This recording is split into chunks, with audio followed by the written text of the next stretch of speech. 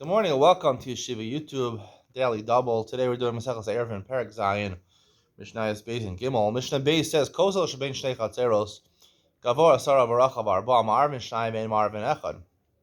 Right? We talked about two different chatzeros yesterday. In certain instances, there's a window between the chatzeros, right? You could, in the wall that divides the two chatzeros. So let's say you have five houses in one chat that share one chatzer, and five houses that adjacent houses which share a second chatzar, and there's a wall between the two chatzar. So if there's a window, right, that's pretty close to the ground, so and it's big enough, so you can make one eruv for all 10 houses, or two eruv, one for 5 houses, one for the other 5 houses. Here, if you have a wall that's between the two, there's no window over here. So here it's a different halacha. We're talking about you want to go and eat fruits on top of the wall. So if it's a wall, there's no window in there. It's gavoa sararachav arba, right? It's thick 4 tvachim and 10 tvachim high, so it's a wall, right? You're gonna see it doesn't have to be even 4 tvachim, right? Even if it's a mashahu, thick a mashahu, it's a wall. Ma'arvin shnayim and ma'arvin echad, and the halacha is it separates the two. There's no window over there, so they have to. Each 5 houses have to ma'ariv independently for their chutzner. The reason it says arba tvachim is for this halacha. Let's say on top of the wall there were fruits. Elo olim mikan. If there's 4 tvachim width, so elo olim mikan va'olachlim, elo olim mikan va'ochlin. V'vashiridu lamata. Since it's 4 tvachim, so it becomes a rishus hayachid. So since the rishus hayachid on top, so you can eat out in that over there, but you can't take the fruits down into each of your chatzers because it's taking from your house to the chatzar, right?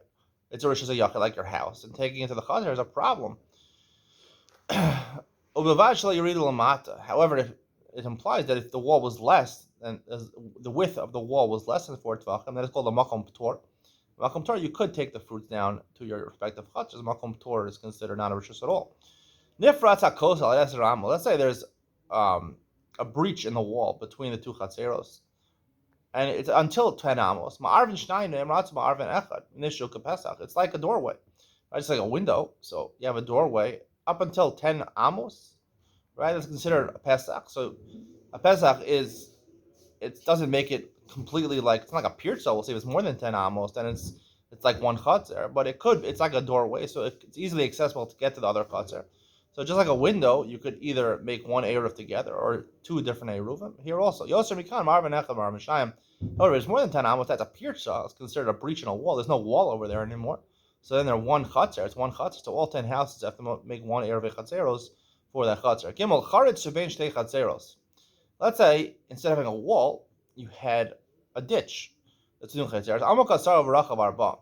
So it's deep 10 tvachim and it's wide 4 tvachim. Marvin shnayim and marvin echad. Again, this is the rishus that interposes between the two chatzeros. You can't get easily from one chatzer to the other chatzer, so therefore it divides them, and each set of houses have to make their own eruv chatzeros for their chatzer. Afilu malik kashu tevin.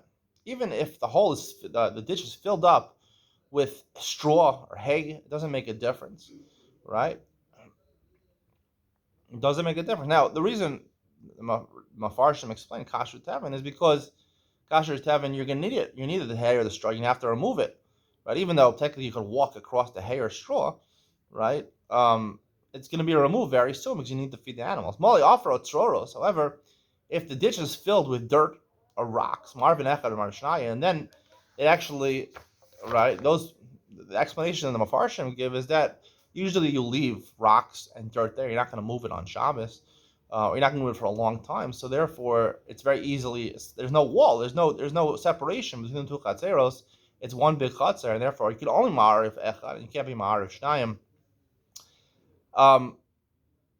That's the explanation most Mefarshim give. There is a Gemara in Sukkah which seems to indicate that Afra and Sroros is not so pasha. It's not so pasha. It depends. Afra and Sroros, even rocks and dirt sometimes are removed, and there's a machlokes Rabbi Yossi and the Rabbanan Mesachas and Dav Dal and Mesachas Sukkah. It's not so simple. So why is the Mishnah make it so simple that Afra and Sroros are not going to be removed?